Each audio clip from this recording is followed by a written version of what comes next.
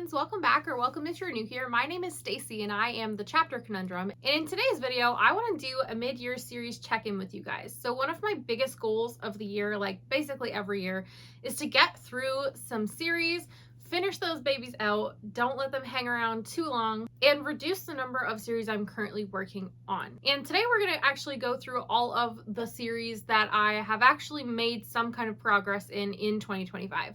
So I have 29 series on my currently ongoing list, but we only have 15 to talk about today because we're only talking about the ones I've actually completed, caught up on, DNF'd, started or made progress in 2025. So without further ado, let's go ahead and jump into all of the ones I have managed to complete so far this year.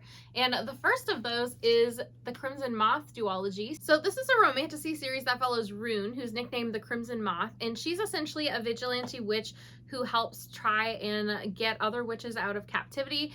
And she goes to fake date a witch hunter in order to glean more information about where these witches are potentially being kept and what their plans are in terms of capturing other witches. And he suspects that she may be the Crimson Moth, so he wants to date her to try and suss that out. And I really had a great time with this duology. It was one that was very easy to get absorbed into the story. It reads very quickly, and it's the kind of book that makes you want to keep reading to find out what happens.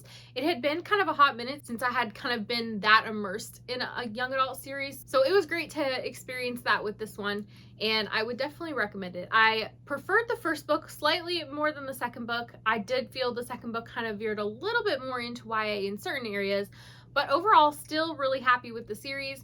It was very satisfying to finish out and definitely an emotional roller coaster through these books. I had a whole range of emotions.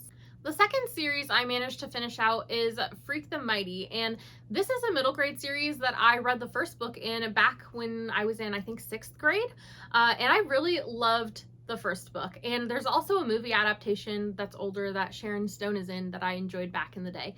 But anyways, I had never gone and read the sequel to this, so I had no idea how the story continued from here. And during the April Battle of the Bands readathon, one of the prompts was to revisit a childhood favorite, and so I decided I was going to reread the first book and then finish out the series finally to see what I was potentially missing out on and what happened. And this series follows Kevin, also known as Freak, and his friend Max, and a lot of it, the first book, is kind of their friendship developing, and just it's really cute to see because they have very different traits and they appreciate very different qualities in each other that they feel are lacking in themselves. And so seeing them as a team and seeing them come together is really satisfying in its own way, but it's also kind of the story of what they get up to, and there's a lot more to it than that. There's some hints of like King Arthur lore in here, and it was just a really fun time. So I loved my reread of book 1, and then I picked up and read the sequel, and guys, I really didn't need to. Like, it was a completely different vibe. The story was a lot less realistic, and I just didn't enjoy my time with the sequel as much. It was kind of nice to revisit the character voice, but overall, like, if you decide to pick this up, just know that you can completely read the first book as a standalone and enjoy it that way. But all in all, I'm still happy I picked up and read the sequel because I had been wondering what it was all about for years. So I'm glad I at least don't have to wonder anymore. The next series I completed in 2025 is the Hunger Games series because I finally picked up and read Sunrise on the Reaping in April. And I reread this trilogy last year kind of in preparation for the new installment once I knew it was announced. And I knew that Sunrise on the Reaping followed Haymitch's Games, and it was a prequel for the second Quarter Quell. And from the original series, you do know a couple of details that are going to be in Sunrise. You know kind of how the final sequence of Haymitch's Games go, and you know a little bit about the arena. But there's a lot that you don't know. And so I really enjoyed not only revisiting Panem and the Capitol and having another story where someone was inside a Hunger Games, unlike Ballad where someone's watching from the outside and it was just not the same. Haymitch's character voice was definitely interesting in Sunrise, and I had a good time reading it for sure. I did think that there were a couple things that were kind of fan servicey, and I did have some questions about the relationship dynamic between Haymitch's character and some of the other characters that we already knew from the OG series, because their relationship dynamic was different than what I would have expected based on his initial reaction to those characters in this series, and given that it's a prequel, like that happened beforehand. So it kind of left me with some logical questions about like how did we get to this kind of relationship dynamic throughout the different books. But other than that, I had a great time with it and would definitely recommend that you pick it up. And it made the number 10 spot on the 10 best books I've read so far this year. I also just realized that I didn't tell you guys anything about what this one was about, but at this point, I don't think I really need to. Kind of like everyone should know at least what the gist of the Hunger Games is. The next series I picked up and finished out was the Daevabad trilogy, so City of Brass, Kingdom of Copper, Empire of Gold, and the River of Silver. And this is a Middle Eastern desert fantasy following Nari, who's a con woman who one day is in the middle of perpetrating a con in Cairo, and she accidentally summons a djinn. And this djinn is escorting her to the city of Daevabad. And the other POV you get is Prince Alizade, and he's a prince in Daevabad, so you get a lot of kind of political intrigue for what's going on in Daevabad through his point of view. And I thought that this series started out really promising. I really had a decent time with City of Brass, especially with Alizade's point of view. And I really enjoyed Kingdom of Copper and kind of where everything went from there. I wasn't completely sold on how the ending of Kingdom of Copper went because I thought that there were some logical questions. And so I was really intrigued to get to Empire of Gold and kind of get some of those answers and see how everything was going to wrap up. But unfortunately, Empire of Gold was more of a bust for me because it really honed in on moments with all of the characters. And while S.A. Chakraborty is phenomenal at writing characters, I mean, they all felt very unique and distinct from each other. They all clearly had their own motivations and thought processes. And that's not something that's necessarily easy for a lot of authors to do. So I could appreciate it for that. But really, I was in this series for the political intrigue and the plot. And I just felt like we didn't have those aspects focused on enough or wrapped up in a way that was really interesting for me. There was definitely kind of a lot of telling versus showing, especially in Empire of Gold, where things would be introduced and you're kind of told like how they affect the story, but you don't really get to explore that or try and figure it out. And so I decided to pick up the short story collection as well, hoping that I would get kind of more information either on those things or more information from the villain, because I felt like in the third installment that they were kind of one note and a little bit more flat than I would like. But sadly, the short story collection really honed in on moments with the characters even more. So it didn't really deliver what I was looking for, and it was fine. I am glad that I finished the series out though, and if you are a character reader, then it's definitely something that I would recommend for you. The next series I have finished out is a romance duology, or at least duology so far, and that is Dungeons and Drama by Christy Boyce. And I will say I'm not really quite sure why this is actually a series, because while both books are set in Ohio and feature young adult characters in a romance playing D&D, they're completely unrelated to each other than that. So we have like a whole other cast of characters in the second book, Dating and Dragons, and they're in a kind of a different town. There's no like Easter eggs or any knowledge required from this one in order to jump into Dating and Dragons. Now that said, I had a really great time with both of these books, and I had kind of veered away from young adult romance because it didn't really hit me the same way adult contemporary did, but I did want to check these out because they had nerdy elements to them. And I'm glad I did, because this kind of made me rethink stopping reading a lot of YA romance because I had such a great time with it.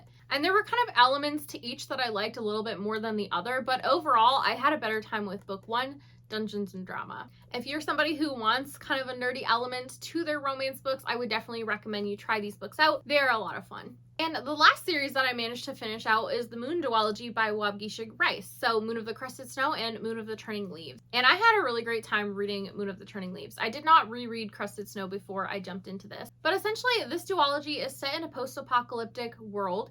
Specifically, it is set in Canada, in Northern Ontario, kind of on a remote Indigenous reserve. And the first book I thought did an amazing job of really showing you what life on a remote reserve could look like, kind of what challenges they face. And I really appreciated that because of the setting, this wasn't a typical post-apocalyptic story. Like, I tend to veer away from those because they tend to have very formulaic plots. Like, I can basically predict, okay, we're going to need to find water, we're going to need to locate food, we're going to have a run-in with other survivors, you know, like all those kinds of things. But this one definitely had some unique elements to it, and I really appreciated it for that. Between the books, we have a time jump, and I really liked that because we got to follow a new main character that was quite young in the first book, And I also really loved that they were traveling southward to their ancestral homelands to try and suss out what happened to them since the apocalyptic stuff. And that was really special because Waukesha Grace is a local author for my hometown, and they were traveling towards my hometown essentially in the second book. So there were elements in here where I could pinpoint exactly the place where he was describing as he was describing it, and there were some kind of like Easter eggs for locals to our hometown that were fun. But overall, I just find that this series was a really interesting blend of Anishinaabeg culture with an interesting story and great character work. I definitely had a much better time with Moon of the Turning Leaves than Moon of the Crested Snow because I felt the story was a lot more realistic and I enjoyed the main character even more. That was it for the series I managed to finish out so far this year, but I do have one to talk about that I have caught up on, meaning that I've read all of the installments published so far, but there are more coming eventually. And the one series I have in this category for me this year is The Empyrean, so Fourth Wing. And this is a series that follows Violet, and she is kind of gone through life thinking that she's going to join the scribe quadrant. She's more of a girl who's interested in books and lore, and her mother, who is a prominent figure in the society, a general, decides that no, she's gonna be trying out for the Dragon Riders quadrant. And the series opens with her essentially being forced into this situation and how things go from there. And I'm really glad that I finally picked up and read these books. They aren't new favorites for me, but I do have a good time with them. And I definitely understand why people seem to love them to the degree that they do. While they're not my new obsession, there are still really fun elements to it. And I have kind of had an interesting, different opinion of an experience with the series. So I liked book one quite a bit, but I thought that we could have had a little bit more explanation to things that were introduced. And then book two hit, and there were kind of a lot of things thrown in out of left field that had no explanation. And it was just at that point, just becoming frustrating for me. And I thought, okay, well, maybe Rebecca Yarros is just more of a romance author than a fantasy author. But then I read Onyx Storm, and that one was very clearly planned and plotted, and it had things that harkened back to earlier books in the series, and I had to rethink that position because I thought that she did an excellent job crafting that one. So Onyx Storm is definitely my favorite in the series so far for that reason. We got some interesting reveals and answers in that one, and I'm really looking forward to continuing on when the new installments are published to see how those things affect the story moving forward. Next up for the series, I have DNF'd, or decided not to continue. I have 3 to talk about, and they're kind of all to varying degrees. So let's talk about the one that I'm like hard DNFing, like not going back to, for sure. And that is the Wayward Pines series by Blake Crouch. And this was really a disappointment for me because I've read a lot of his sci-fi standalones, so like Recursion, Dark Matter, Upgrade, and loved or liked all of them. So this was definitely kind of an unexpected hard DNF for me. But I did read the first book, Pines, and I just had issues with the way that the story was crafted in this one, and it definitely felt like he had a different writing style. So this one just had less context up front than the others. You kind of were thrown into situations that you didn't fully understand until later. And for me, when you have that kind of a thing going on, I don't fully appreciate the situation because I don't fully understand what's happening. Like there were moments in here that felt like they were kind of a fever dream, and that's not my thing. And further to that, this was very descriptive, and he's usually not quite so descriptive in his other books. So that really threw me. One thing about me is that I don't visualize while I'm reading, and so heavy chunks of description can really turn me off of a book and just have me zoning out. And while I'm really glad that I did pick this up and try it because I had been curious about it given how I felt about his standalone books that I'd read, it sadly did not go the way for me that I wanted. And I actually am not really going to tell you too much about how this goes because, like I said, a lot of it you don't know up front, and for a lot of readers, kind of like the joy of the story is going to be trying to piece together and figure out what is happening. But the most basic gist of this is that you have a dad figure who is in a town called Wayward Pines, and he doesn't seem to be able to leave. So the next series I've decided to put down and not pick up again, though I think I maybe could potentially be convinced to try this again if I hear like rave reviews about the third book coming out by people I trust with similar taste, but it's the Iron Widow series by Shirin J. Zhao. And this one follows our main character, Zetian, who is out for revenge. So in the society, we have mechs who are very helpful in kind of like the military front combating aliens, and they're piloted by male-female duos based on their chi. And with these duos you can have what's called like a balanced match, meaning that the couple has similar levels of chi, but most often the male pilots have more dominant chi and end up killing the female pilots in the progress of fighting in these mechs. And our main character's sister was one of the females that was basically sacrificed. And so she is out for revenge on the pilot who caused her death. There's definitely more to the magic system than that, but that's kind of like the overall gist of the setup. And I had a really good time with book 1 in this series. I give it 4 stars. And my main complaint was just that the ending kind of introduced some things that felt a little bit rushed. And then book 2, Heavenly Tyrant, I had really been loving. I was loving kind of all the political aspects to that one that were introduced, and just kind of getting a better idea of like the overall military scope of what was happening. But then about in the 80% mark, the story really took a turn, and a lot of things were kind of introduced quickly and weren't really explained after that. And I really didn't enjoy kind of the direction that the story was taking in that last 20% of book 2. And I really also didn't like kind of how that direction was introduced. And given that I kind of had a similar complaint with the ending of book 1, where things were introduced and not really well explained, it definitely feels like it could be a consistent issue with this author for me. I just kind of feel like this is never going to be a favorite. So yeah, there is potential that I could pick the 3rd installment in this series up if I find out that it goes into a lot of explanation and we kind of get more world building and information based on what's been introduced, and it becomes kind of like a lot more straightforward and also kind of focuses a lot more on like the political aspects. But I really don't think that's going to be the case. I really think we're going to get something different than that. And so yeah, at this point, I don't like where the story is headed, and I'm just going to call it.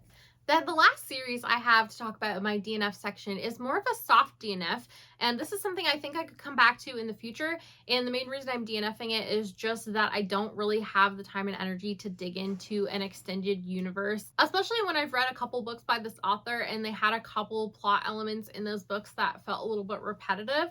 And I'm of course talking about the Will Trent series by Karen Slaughter. And kind of the way this one works from my understanding is that you can read the first 2 books in the Will Trent series, but if you want to continue past that, there's another series you're supposed to read first to kind of give you the full information and context moving forward. And Will Trent is a detective and he investigates some pretty violent crime. So I do know that this gets very dark at times.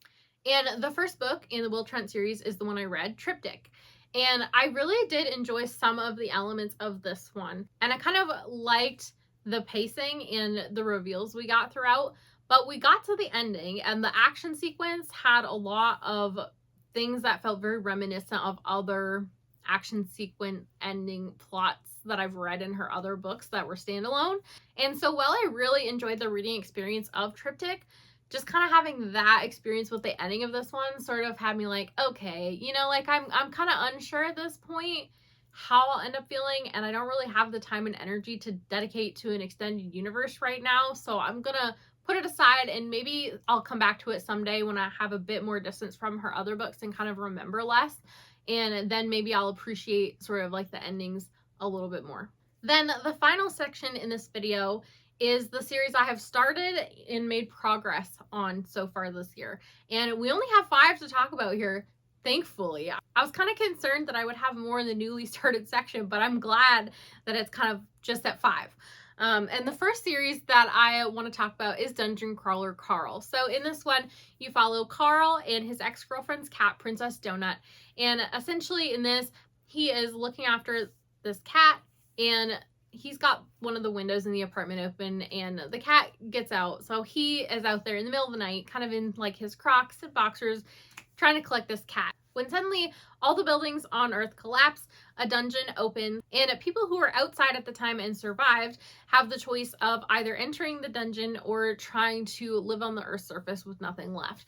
And so Carl and Princess Donut decide to enter the dungeon, and it's essentially kind of like a lit RPG style book from there, with adventures and quests in the dungeon. And it's just a really good time of a series. I really love Carl and Princess Donut's dynamic, and I do think that this has a unique flair compared to other lit RPG because it has kind of that televised aspect where you're kind of getting recaps of what some of the other dungeon crawlers are up to. And you also start out with a character duo, which is a little bit unique because I find most lit RPGs start out with a character who's solitary, and it's mainly like their experience and thought process within the game. So I do like that this kind of has its own unique thing based on the fact that it's two characters and they have a fun dynamic together.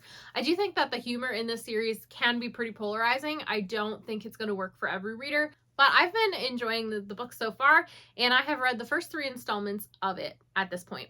The first one of the 3 is my favorite, but I do kind of anticipate that changing as we get further on into the series. I think for me, it's just that the first installment really kind of focused more on character progression and the character dynamics, and that's kind of one of the more interesting elements to a lit RPG for me, whereas the second book really focused on a level in the dungeon and kind of watching a story unfold within that level, and the third one really just focused on kind of the layout of a level in the dungeon, and so it was a lot of trying to suss out how this level is laid out and describing kind of all those things, which as somebody who doesn't visualize doesn't work quite as well for me. I did still have a really good time with it though, and I'm enjoying working my way through the series.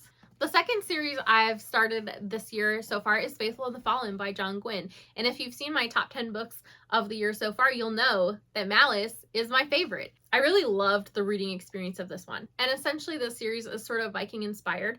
And the overall setup is that you have some old prophecies of legend and lore where there's some omens of those prophecies sort of starting to awaken. And you know that that's kind of going to lead to the start of a massive war between light and dark forces, and you're following several different perspectives in several different parts of the world, and you're sort of trying to piece together this prophecy and also kind of like who is who in terms of figures in this prophecy, how each perspective is going to relate to the overall scope of the story. And it's a really fun puzzle to put together. Essentially, I loved this so much because I got to have so many theories reading, and there were definitely some payoff for some of the guesses that I had and more kind of information given towards the end of this one. So I'm really looking forward to continuing on with the series, but I just haven't gotten there yet. I definitely am really excited to and need to. It's just the kind of thing where I'm reading these physically, which I don't read a ton of things physically anymore. And these are also quite dense in terms of I'm trying to pick out like every little detail, because the main draw to the books in this series for me is looking at all of the little nitty-gritty clues that are in there and trying to figure things out and piece things together. So these are reads I really want to take my time with and sink my teeth into properly. And yeah, so far loving it. The third series I have started this year is the Out series, and it's a contemporary romance series by Hannah Bonham Young, who is a Canadian author. And the first book is Out on a Limb, and I think so far it's just 2 books, but I've only read the first one. I do know that the second book kind of follows the best friends of the main character from the first book, so they are more of like companion romance novels that make sense to be in the same series. But I really loved my time reading Out on a Limb. So this one has the accidental pregnancy trope after a one-night stand. And while accidental pregnancy is not something I usually enjoy in my adult contemporary romance, I loved how this one was done. And it really stood out to me because of the character banter and humor, and also just that the characters' personalities and dynamics and own individual traits really shone through despite the kind of overwhelming situation that they were put in. I will note that this felt like a less realistic romance and more kind of as like a wish fulfillment one, but I was just having a fantastic time reading the first book, and definitely am eager to continue. I've already got my hands on the second book, and this is one I should have no trouble finishing out this year. The next series I picked up and started this year is the Ben Packard series, starting with And There He Kept Her by Joshua Mulling. And essentially in this one, you have a trilogy following a detective named Ben Packard, and from what I understand, different books in the series deal with different crimes or investigations in the town that he's gone back to, but that they all also have a connective thread in everything that he's kind of dealing with as a character. So far I've only read the first book in this, and I did enjoy it enough to want to continue. I liked the main character, Ben Packard, and I enjoyed kind of the rural Minnesota setting that this had. My main complaint with book 1 was just that the story unfolded in a way that didn't leave the reader with a lot of intrigue. So like I didn't have a lot of questions of things along the way. For a thriller, I kind of wanted a bit more of like a mystery to what was going on and to have to kind of try and piece things together. But from what I understand of book 2, it's laid out more like a mystery story where you will have questions as you're reading. And given that I enjoyed the character and the writing, other than kind of like how the first story was formatted, I do have interest in checking out the next book in the series, and we'll probably get to it at some point later this year. Then the last series I started, or I guess restarted this year, was Green Rider by Kristen Britton. And essentially this series follows Kerrigan, who's just been expelled from her school. So she's on her way home and she runs into a messenger of the king pierced by 2 black arrows. And he, on his deathbed, begs her to take up his message, deliver it to the king. And of course, he's being chased, so she decides to take up this message, and the story goes from there. So at this point, I have reread book 1 and 2. I'm in the middle of my reread of book 3, but plan to continue and hopefully catch up on the series later this year, since book 8 comes out at the end of September. And I didn't necessarily think that this series was going to be something I originally loved when I first tried it out, because it is kind of a bit more classic in tone at the start and takes inspiration from other classics, but it really does grow into its own thing. And I also have a really good time with Kristen Britton's storytelling style. You can tell, even reading this first book, that she has a plan, and she is excellent at weaving in subtle foreshadowing for things. And so on my reread, I'm having a great time trying to pick out, ooh, that's a clue for this. Or maybe this thing that's mentioned here is also this thing under a different name from a different time period mentioned over here. So like there's stuff like that where I'm really enjoying my reread of this series, trying to dig a little bit more into clues that she's left for the reader. And so far my reread has kind of like held the same experience as my initial read of the first 3 books, where I didn't necessarily love book 1 that much. I liked it fine, but then I really enjoyed book 2 and really loved book 3 as well. And yeah, that has been continuing on my reread, and I'm very eager to get to book 4 because I have heard that that's kind of when the tone of the series gets a little bit darker. And I'm typically somebody who really gravitates more towards dark fantasy and enjoys that more. I'm definitely excited for kind of like more tension, higher stakes, more to unpack. And yeah, I'm just really glad that I decided to revisit the series because I am having such a good time with it and am so eager to continue. So that was it for all of the series I have touched so far in 2025. And as I said in the intro, that leaves me with 29 series I am currently working on. My goal is to end the year with less than 25, so we will see how that goes. Hopefully well. I do think that I have some series on the list that I could potentially finish out fairly easily, where there are a couple that I maybe have one or 2 books left that are pretty easy to get through and that I'm excited to read. But there are also some series that I know I'm going to be starting my reread of later this year. I do usually also plan to do what I call sequel September, where my September TBR is really just made up of as many sequels as I can possibly fit on there. So yeah, we will see how all of that shakes out. Let me know down below in the comments, which series have you been finishing out or working your way through this year, and what have been the standouts for you so far? As always, thank you guys so much for watching. Don't forget to hit like and subscribe on your way out if you want to, and have a great day. Bye.